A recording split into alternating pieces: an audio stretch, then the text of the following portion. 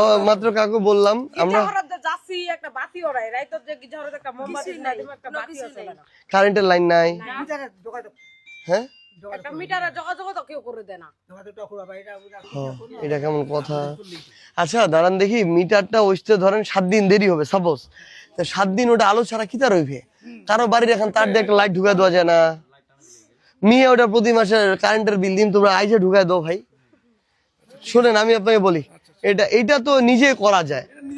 ধরেন আমি বিল্ডিং এর জন্য বরাদ্দ আনে দিব, এটা হইতে তো 1-2 মাস দেরি হবে নাকি? কিন্তু এটা কেমন দেখায় না। শুনেন এটা হইলো এই নাইম মিটারে আবেদন করুক, ওইটা আইস, কিন্তু আইসে যেটা করা সম্ভব তি দরকার মালিক তার আনুক।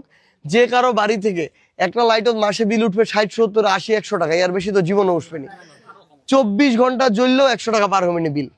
দরকার হলে বিলও আমরা দিব, তুই তার লেওস লাইট লেওস আইসে লাগাই দে, মালিক কয়ে দে, বুঝছি? ঠিক আছে আমরা লাইটটা আইসে লাগাই দিই।